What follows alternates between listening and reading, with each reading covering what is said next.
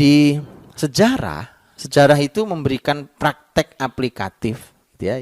Sejarah itu menghadirkan contoh nyata bahwa konsep Quran hadis Nabi itu bisa diterapkan. Itu satu. Yang kedua, memang pernah diterapkan dan pernah berhasil. Jadi kalau kemudian kita Qurannya masih sama dengan Quran zaman sahabat dulu, dengan zaman Rasul dulu, hadis Nabi juga ada, sebagaimana dulu mereka mendengar Nabi SAW bersabda. Kemudian kok hari ini kita yang punya Quran dan hadis yang sama, tapi kemudian kok tidak bekerja, itu tidak bekerja di rumah tangga kita, maka kesalahannya bukan Quran dan hadisnya. Yang salah adalah kita mungkin tidak paham, mungkin kita tidak tahu dan seterusnya. Maka yuk kita ngaji tentang tema parenting ini, tema keluarga, karena Masya Allah ini aset betul dunia dan akhirat kita.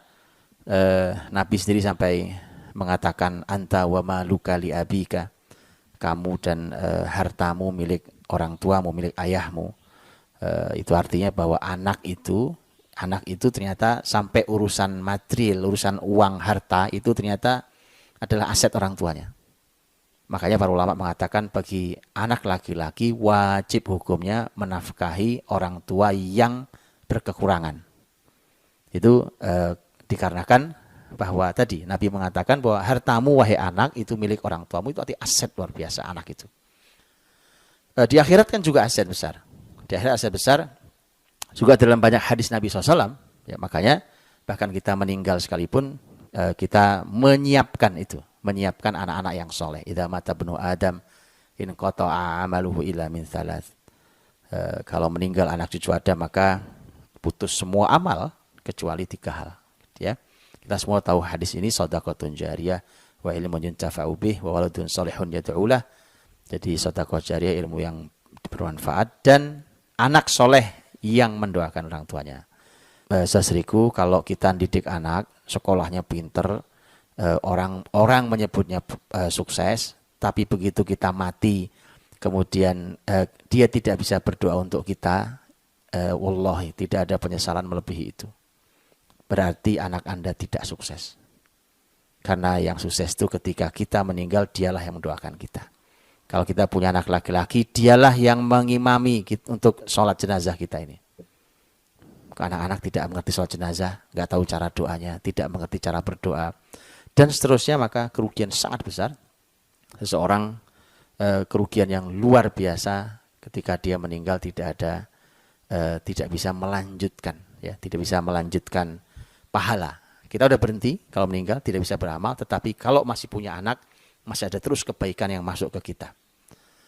Makanya ketika Nabiullah Zakaria alaihissalam minta anak kepada Allah Subhanahu wa taala di usia sudah sangat tua, istrinya juga sudah mandul. Kalimatnya lihat, wa inni khiftul mawaliya min warai wa kanat imraati aqira fahabli min ladunka waliya yarithuni wa yarithu min ali Yaqub waj'alhu rabbi radhiya.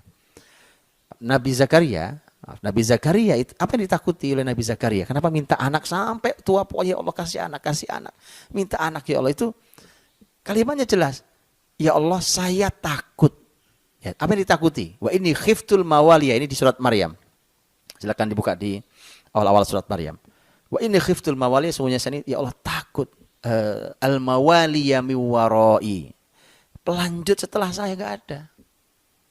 Jadi kalau saya ini enggak ada, terus kebaikan ini berhenti begitu? Ya Allah, ini enggak boleh berhenti kebaikan ini. Harus ada pelanjut saya. Padahal kata Zakaria alaihissalam, istri saya sudah mandul. Maka anugerahkanlah dari sisimu keturunan yang bisa yarithuni, yang mewarisi aku. Artinya mewarisi aku itu bukan masalah harta saja. Anak dapat warisan orang tuanya. Tapi kebaikan ini harus dilanjutkan perjuangannya oleh anak-anak dan lebih baik. Sejarah akan memotret ini luar biasa. Saya berikan contoh umpamanya. Ini data sejarah masih sangat kuat dalam hal ini. Contoh ya. Kalau disebut kitab Musnad itu adalah salah satu corak penulisan kitab hadis. Ada kitab Sahih, ya, namanya kitab Sihah, ada kitab Sunan, ada namanya kitab Musnad. Musnad itu banyak sekali yang punya kitab, yang nulis kitab musnad, tapi yang paling terkenal karena di dalamnya ada sekitar 40.000 hadis, itu adalah kitab Musnad Imam Ahmad. Dan kita tahu Imam Ahmad bin Hambal rahimahullah taala adalah beliau adalah imam di madhab Hambali. Kitab Musnad Ahmad itu kalau kita baca riwayatnya selalu begini. Riwayatnya dari selalu Abdullah berkata, qala haddatsani abi.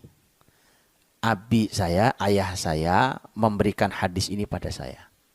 Siapa Abdullah? Abdullah anaknya. Makanya Imam Ahmad itu kunyahnya Abu Abdillah. Bapaknya Abdullah.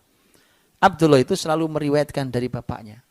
Bayangkan tuh, sekian puluh ribu hadis itu. Bahkan para ulama mengatakan setelah dicek, ternyata ada yang Abdullah itu menambahkan periwayatan di dalam kitab Musnad bapaknya yang dia ambil dari orang lain. Jadi bukan dari bapaknya.